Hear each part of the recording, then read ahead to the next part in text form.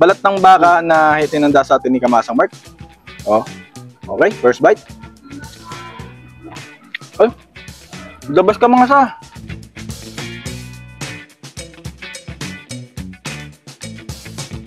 Yo again mga kamasa, nandito naman tayo sa another vlog ng Kamasa TV, kung saan ang pagkain laging may kwento. Sama-sama sa sarap, kwento at saya. At ngayong araw mga kamasa ay paglulutuan tayo. Another backyard tayo ulit. No? Paglulutuan tayo ngayon ng specialty ni Kamasang Mark.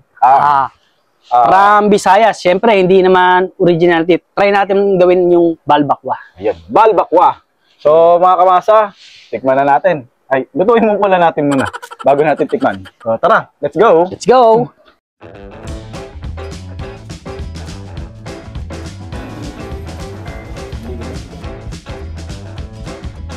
Magandang araw mga kamasa. Andito po tayo ngayon sa kamasa natin na si Babsi, bahay ni Babsi to. Babsi. Mga kamasa, magbabakayard tayo. Tapos, nakikilig kasi ako dun sa sikat na ano ng tawag doon, balbakwa na. So, paglulutuan tayo ni Kamasang Mark. Kamasang Mark, let's get it on! Galing kami ng palengke kanina. At bumili nga pala kami ng, ayan nga, yung balat ng... Balat ng baka yan, mga kamasa. Balat ng baka. Medyo lagana po siya. Ngayon po, syempre, medyo kailangan po nating ulitin, linisin. Lilinisin po natin yan, mga kamasa. Para, syempre, pagkain niya, kailangan talaga malinis. Tsaka palalambutan natin yan ng matagal na oras para sobrang lambot na. Kaya bali, subukan natin magluto ng balbakwa.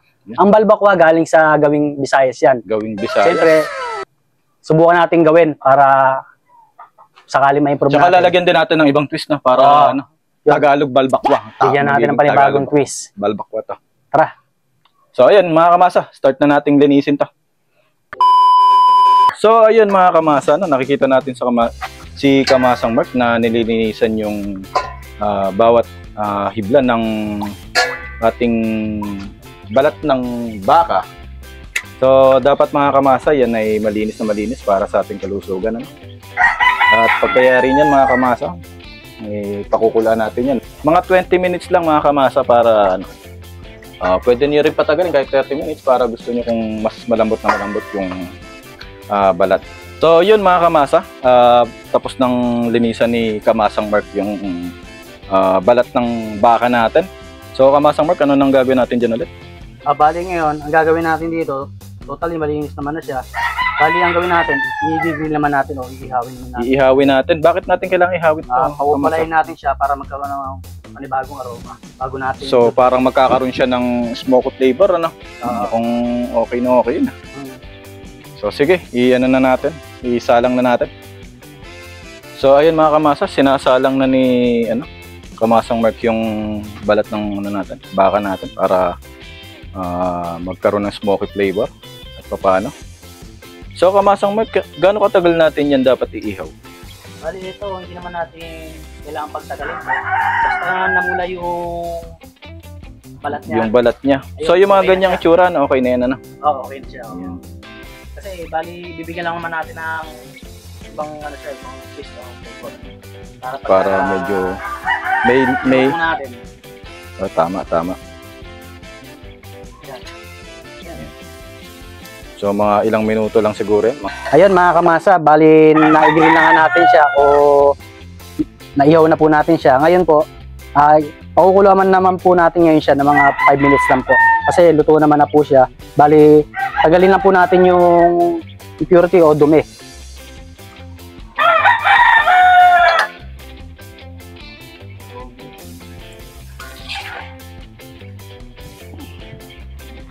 Ayun, kumukulo na po yung balat ng baka. Yan, tanggalin na po natin dito. So ayun mga kamasa, napakuluan na natin ng 10 minutes yung baka para matanggal yung mga impurities. Nakita nyo naman kamasa yung tubig, no? Nandyan yung mga ibang dumi ng baka. So ayan, mas malinis na yung baka natin. Tinatanggal ni Kamasang Mark. Medyo mabigat lang kamasa. Kaya dito na natin. Bawasan na ng tubig kamasa. Yan o. Nakikita niyo mga kamasa, natatanggal yung ibang dumi nung balat ng baka. Tapos mas lumambot na siya. So pagkayari nito mga kamasa, palitan lang natin ulit yung tubig. Isasalang uli natin ng another 40 minutes para mas lumambot yung balat ng baka. Sinalang na natin siya mga kamasa dun sa pressure cooker para mas mas mabilis lumambot. So ayun mga kamasa, bali naihaw na po natin sa sa palambutan. Ngayon po, hintayin po natin palamigin po muna to bago natin po gayatin. So ayun mga kamasa, bali malamig na po yung balat ng baka natin na gagamitin natin para sa balbakwa. Meron po tayong mga sangkap dito na gagamitin po natin. Laurel, pamintang buo, beef nor, luya, bell pepper, sibuyas, bawang, saka pechay bagyo, saka onion leeks, saka Del Monte, saka black beans, at saka syempre yung pampagana natin, huwag mawawala, ceiling green. So ayun mga kamasa, bali hiwain po natin sa maliliit po ito. Depende po sa size na gusto po ninyo. Bali hiwain po natin lang dito. Yun. Medyo malambot na po yung balat ng baka po natin. So ayun mga kamasa, bali by size po yung ginawa namin hiwa. Depende pa rin naman po sa inyo kung ano po yung preparasyon po ninyo. Ayan po. Medyo sa paghihiwa nga lang po talaga ng balat ng baka, andiyan lagkit, pero tiyagaan na din po. Ayun mga kamasa, bali nagayat na po natin yung mga ingredients natin na gagamitin na sa balbakwa. Bali ito, nahugasan na rin natin, nagayat na rin natin. Tara, luto na natin. So ayun mga kamasa, salang na natin yung pressure cooker. Bigyan mo natin ng mga mantika. Yan, lagyan ng konting mantika.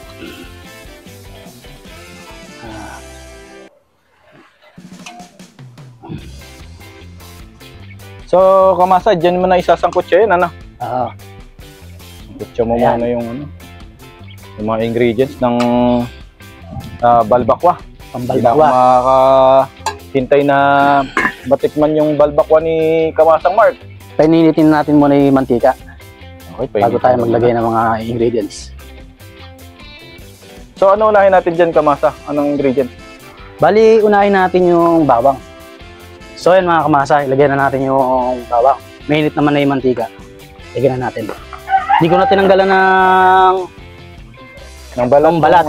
Kasi isa sa magpapasarap yan. Yun, isa sa nagpapasarap yan. Ano pa, Kamasa? May pa ibang bawang, Kamasa. Ilagay natin.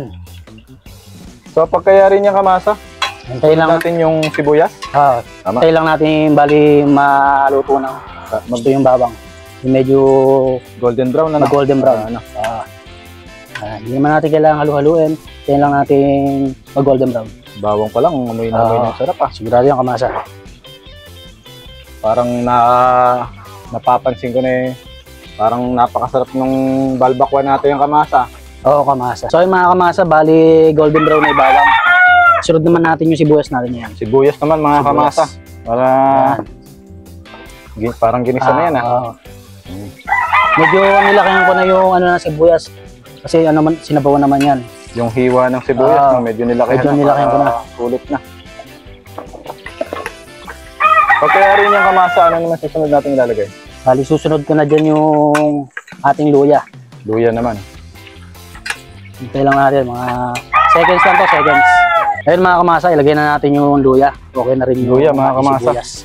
So mga Kamasa, health benefits lang sa luya mga Kamasa. Yung luya natin, nagtatanggal siya ng lansa ng pagkain.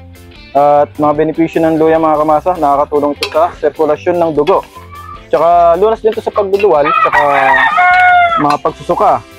Tapos meron din siyang anti-inflammatory agent para laban ito sa mga pamamaga.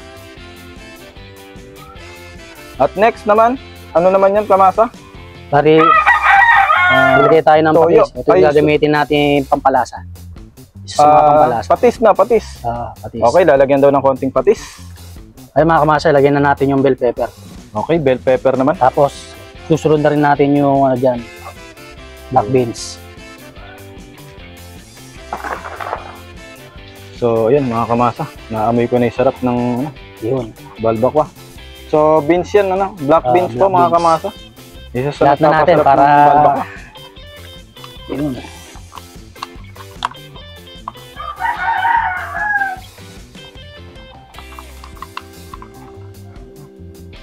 Yun, no? Sarap Yun. yun, kamasa. Hindi ko na mahintay na tikman yung niluluto ni Kamasang Mark. Sarap!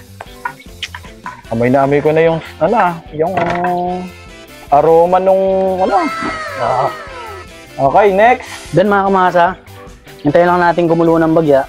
Bali mga kamasa, ito ilalagyan na natin yung balat ng baka na gagamitin natin para sa balbakwa. Yun, no? Nilagay na po yung Ayan balat po ng natin. baka. So mga kamasa, habang nilalagay ni Kamasang Mark yung balat ng baka, health benefits ulit mga kamasa. Alam nyo ba na ang balat ng baka ay pangunahing pinapukunan ng collagen? Ang collagen po mga kamasa ay isang protina na tumutulong sa pagpapanatili ng malusog na balat, buhok at saka kuko. Tapos pagpapalakas din ng mga kasukasuan. Tapos pwede rin itong pagpapaganda dahil nagpapapigil ito ng pagtanda. O kumbaga yung mga wrinkles natin sa balat medyo na Yun. nababawasan. So ayun mga kamasa, habang hinahalo.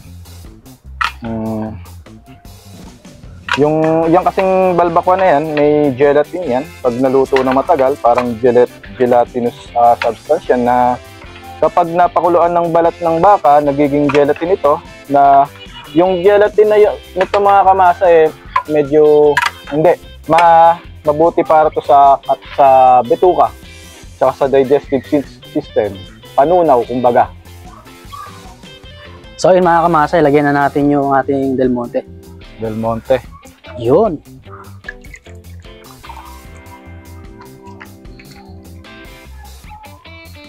So kamasa, bakit natin nilagyan ng Del Monte ng tomato sauce? Ito kasi yung magsisilbing pampalasa natin. Pampalasa at saka pampaasim, kamasa, no? Tsaka yung magiging pinaka-sauce niya. Kukulay dun sa sauce. Ito na rin yung nagiging pampakulay ng balbakwa. Lagyan na po natin ng tubig. So ayun, habang nilalagyan ng tubig ni Kamasa Mark yung niluluto niya, health benefits ulit. Kaya kailangan yung lubog lang sa laman. Yun. Yung lubog sa laman. Lubog yung laman sa tubig na para mas masarap. So, sabayan natin ngayon ng Knorr. Knorr Cubes Beef Flavor. So mga Kamasa, habang ilagay na rin natin yung ating paminta. Yan, nilagyan ng paminta. Buo yan Kamasa, buong paminta. Sinama na rin yung laurel. At yung ating laurel. Dahon ng laurel. Yun. Okay, mga Kamasa, health benefits lang habang niluluto yung balbakwa ulit. Ang balbakwa mga Kamasa mataas din sa cholesterol tsaka taba. Kaya ngayon, medyo pakuluin lang natin ng bagya, ilagay natin yung mga gulay. yan, medyo ingat-ingatan nyo yung huwag masyadong kumain ng ganyan dahil yan ay nakaka-high blood. So paminsan-minsan lang natin to mga Kamasa kakainin. Kahit na sobrang sarap na to, kailangan nating mag-moderate sa pagkain. So mga Kamasa, dapat yung balat ay hinuhugasan ng mabuti kasi pwede tayo magkaroon ng sakit sa tiyan dyan pag di natin nahugasan ng maayos. Ayan. So ayan Kamasa, mga Kamasa, tinakpan na natin at iluluto natin siya ng 30 minutes to 1 hour. So ilagay na natin yung onion leeks. So ayun mga Kamasa, bubuksan uli natin. At nakalimutan nyo yung onion Ito, o yan yung ang dahon ng magpapasarap. sibuyas. So ayan mga Kamasa, bali kumukulo na po yung balbakwa natin. Lagay na po natin yung ating gulay. Siyempre, lagay na rin natin yung pangpinali natin.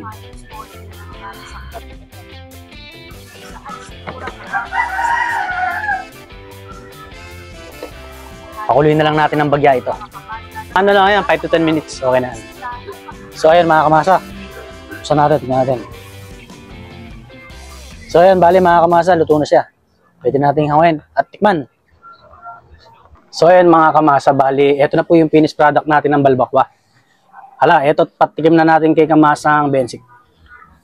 Okay, Kamasa. Sa wakas, after 10 years, matitikman na rin natin itong balbakwa ni Kamasang Mark. So nakita nyo naman mga Kamasa, oh, yung sauce pa lang niya, or yung sabaw pa lang niya, mukhang malinamnam na. Tikman muna natin sabaw mga Kamasa. Ay, tamang-tama yung timpla ng sabaw, mga Kamasa. Medyo matamis-tamis siya na may asim-asim ng konti, ano? Ngayon, mga Kamasa, tikman natin tong balat ng kalabaw na hinanda sa atin ni... Balat ng baka. Balat ng baka. Sorry. Balat ng baka na hinanda sa atin ni Kamasang Mark. Oh. Okay, first bite. Ay, labas ka mga sa. Malambot yung balat. Tsaka, ay, kalinamnam, Kamasa. Sarap na tong, mukhang mapaparami ko ng kain dito, Kamasa. Sigurado yan, Kamasa. Sigurado yan. Mapaparami tayo ng kain. Mapaparami ng kain, pero hindi medyo... lang pang, ano to hindi lang pang ulam-ulam. Hindi lang pang ulam. Pwede rin pang pulutan. Pang pulutan. For the boys. Pero yun nga mga Kamasa, etong balat ng baka na tayo, medyo makolesterol. So, Kamasa, moderate lang pagkain na to, no? Baka tayo mapunta sa ospital dahil nakaka-high blood dito kahit paano. Sa sobrang sarap. Nakaka-high blood siya sa sobrang sarap. Si Kamasang Mark pala. Chef pala tong si Kamasang Mark. May sekretong tinatago sa pagluluto. Kaya mga Kamasa, kung gusto niyo pa ng ganitong content at makita pa natin si Kamasang Mark na magluto ng iba't ibang putahe na natutunan niya, don't forget to subscribe, hit the notification bell, and comment kayo mga Kamasa. Thank you sa mga subscriber at sa mga magsasubscribe pa. Maraming salamat ulit. Peace out. Ingat, God bless. Yan mga Kamasa, ang sarap ng balbakong niluto ni Kamasang Mark. Yes, the best yun Ngayon ako nakatikim nun pero napaka sarap. Tsaka yung sabaw, malinam na yung sabaw. Saka hindi kasi yung sabaw kasi ng balbakwa, nakakaya na. Lalo ngayon, sa panahon ngayon, nag-uulan. Kaya, masarap talaga pag sulit na umuulan sulit humigop ng sabaw. Sarap talaga. Sulit na sulit siya pag, lalo ngayong mga panahon na to, may bagyo ulit. Umuulan, talagang the best yung mainit na sabaw ng sabaw. At yun mga Kamasa, kung umabot kayo sa video na to, maraming salamat ulit sa mga nanood. Then, hingi lang kami ng konting subscription sa inyo mga Kamasa. Maraming salamat sa inyo ulit. God bless sa inyo. Thank you.